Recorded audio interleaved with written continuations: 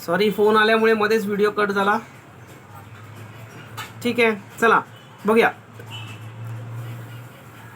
तर अस्पताल वैसे ही खतरनाक शब्द होता है. हॉस्पिटल म्हटल्यावरती प्रत्येक जण घाबरतो, बरोबर. आपल्यासारखा सामान्य माणूस हा सतत का हॉस्पिटलच्या फेऱ्या मारत नाही, परंतु हॉस्पिटल म्हटल्यावरती बरेच जण घाबरतात. बऱ्याच जणांच्या हृदयात धडकी भरते पटकन. जसं झालं फिर यदि उसके साथ सार्वजनिक शब्द चिपका हो, आणि त्याच्यातल्या त्याच्यात सार्वजनिक हा शब्द चिपकला असेल तर माणूस अजून घाबरतो, कारण तिथे केअर केली जात नाही असं प्रत्येकाचं मत आहे. तो समजो आत्मा से परमात्मा का मिलन होने का समय आ गया. म्हणजे काय माहितीये काय, 90% आपण इथे खाली आहोत.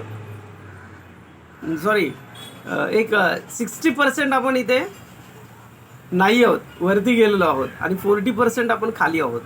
सार्वजनिक अस्पताल म्हटल्यावरती ही सिच्युएशन असते.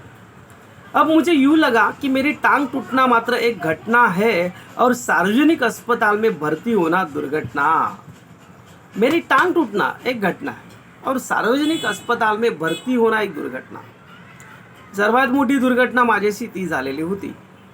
टांग से ज़्यादा फिक्र मुझे उन लोगों की हुई जो हमदर्दी जताने मुझसे मिलने आएंगे.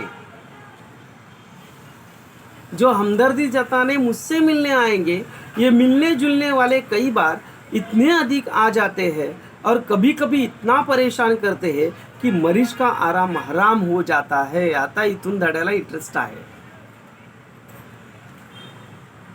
जो माणूस हॉस्पिटलमध्ये ॲडमिट होतो ना, खरोखर त्याला मिळणारे, येणारे, जाणारे, भेटणारे हे सगळे जे असतात ना, हे त्याला अर्ध येडं करतात. जिसकी मरीज को खास जरूरत होती है, जनरल वार्ड का तो एक नियम होता है, आप मरीज को एक निश्चित समय पर आकर तकलीफ दे सकते हैं, बरं ना. गव्हर्नमेंटचा वॉर्ड असा असतो ना, जे गव्हर्नमेंट वॉर्ड असतात ना, त्याच्यामध्ये एक टायमिंग दिला असतो. त्या टायमिंगमध्ये तुम्हाला भेटायला देतात पेशंटला. 6 ते 8 वगैरे असा समथिंग असतो, किंवा 1 तास 6 ते 7 तेवढ्या वेळा पुरतात. नंतर कोणालाही भेटायला देत नाही, फक्त त्याच्या बरोबर जो त्याने ॲडमिट केलेला असतो तो त्याच्या घरातल्या व्यक्तीशिवाय पास असेल तरच. पण बाकीचे जे येतात ना, प्रायव्हेट वॉर्डला मात्र तसं नसतं. कुणी या, टपली मारून जा, त्यातली गत आहे. यह तो एक खुला निमंत्रण है.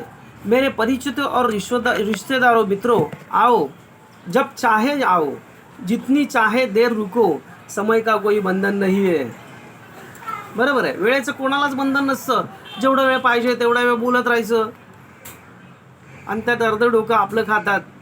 बरं, त्यात सगळ्यात महत्त्वाची गोष्ट अशी की बघा, अपने सारे बदले लेने की यही वक्त है. ज्याला आपला बदला घ्यायचा असतो ना, तो मुद्दाम त्रासदायक असं येतो.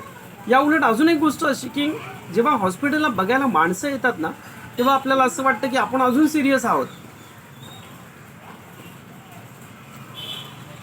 बदले का बदला और हमदर्दी की हमदर्दी, मिलने वालों का ख्याल आते ही मुझे लगा मेरी दूसरी टांग भी टूट गई.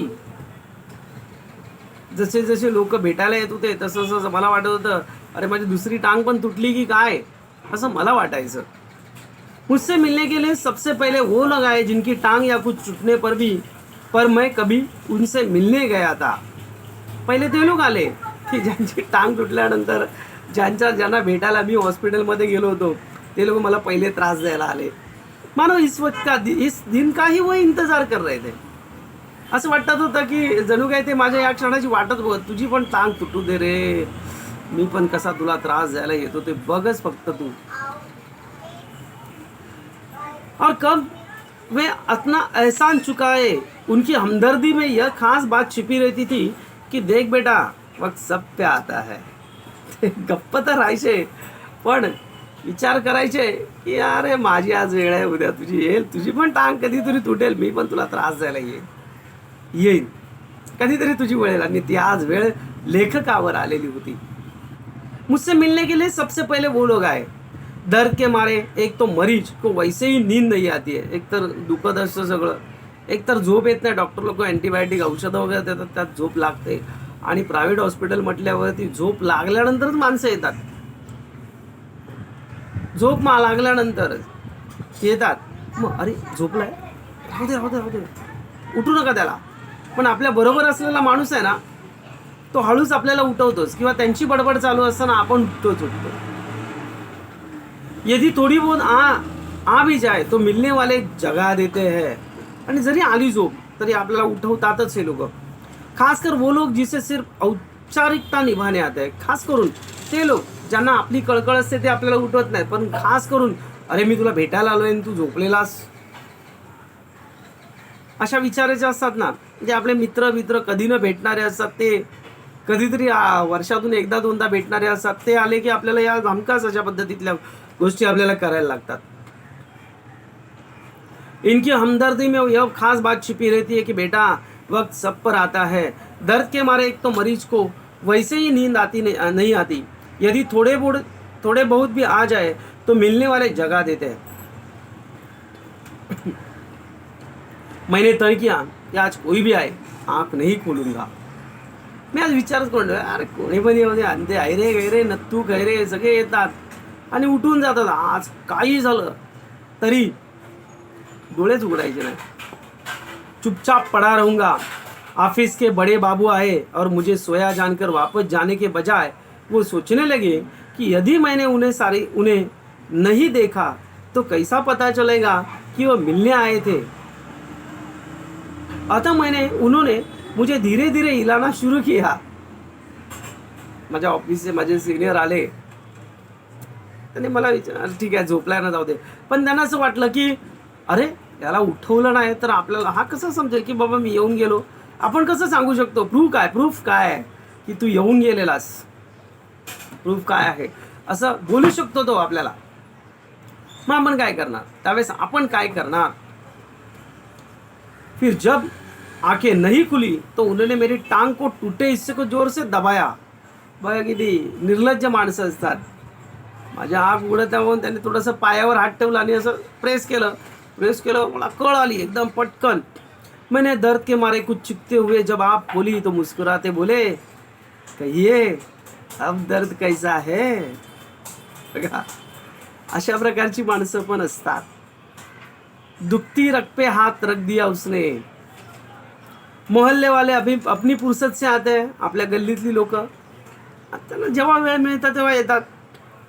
उस दिन जब सोनाबाई अपने 4 बच्चों के साथ आई तो मुझे लगा कि आज फिर कोई दुर्घटना होगी. हॉस्पिटलला घेऊन 4 पोरं ती चारही पोरं मला बघायला आली, प्लस ती आली, आणि त्यांचा चाळीमध्ये एकतर उपद्व्याप असतो. आते नहीं उन्होंने मेरी और इशारा करते हुए बच्चों से कहा ये देखो चाचा जी. इनका अंदाज कुछ ऐसा था जैसे चिड़ियाघर दिखाते हुए बच्चों से कहा जाता है ये देखो बंदर. 4 मुलांना घेऊन आली आणि लगेच बोलते हे देखो चाचा जी. जसं काय राणीच्या बागेत आलेत फिरायला आणि माकडाला दाखवते अरे हा बघा माकड. सगळेजण माझ्यावर तुटून पडले. बच्चे खेलने लगे. एक कुर्सी पर चढ़ा तो दूसरी मेज पर सोनाबाई की छोटी लड़की दवा की शीशी लेकर कथकली डांस करने लगी. बघा पोरांना घेऊन आले उपद्व्याप करायला. रप रप की आवाज से मेरा ध्यान बटाया. क्या देखता हूँ कि सोनाबाई की एक लड़का मेरी टांग के साथ लटकते हुई रेती की थैली पर बॉक्सिंग की प्रैक्टिस कर रहा था. सोनाबाई का एक लड़का मेरे पैर के लटका हुए जो रेती की थैली थी उसके ऊपर बॉक्सिंग का प्रैक्टिस कर रहा था. मैं इसके पहले उसे मना करता सोनाबाई की लड़की ने दवा की शीशी पटक दी.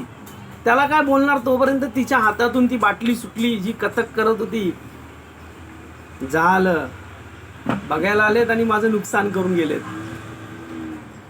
सोनाबाई ने एक पल लटकी को घुरा फिर हंसते हुए बोला भैया पेड़े खिलाओ दवा गिरना शुभ होता है. बघा आता हिची अंधश्रद्धा आडवी आली. दवा गिरना शुभ होता है पेड़े खिलाओ आप जल्दी घर वापस आओगे. दवा गई समझो बीमारी गई. इसके 2 घंटे बाद सोनाबाई गई. जवळजवळ 2 तास तिने त्या लेखकाला त्रास दिला. त्या पोरांनी उपद्रव घातला. 2 तासांनी ती गेली. यह कहकर कि फिर आऊंगी. मैं भीतर तक कांप गया. आता बोली मी परत येईन भेटायला म्हटल्यावरती असं मला वाटलं की अरे का मी इथेच राहणार आहे की काय, परत यायचं सांगून गेली. कुछ लोग तो औपचारिकता निभाने के हद कर देते हैं, विशेषकर वे लोक, काही लोक असतात असे असतात की खरोखर औपचारिकता एक करायला गेलं तर अशा प्रकारे औपचारिकतेमध्ये जातात. तर कसं बघा, थोडक्यात काय तर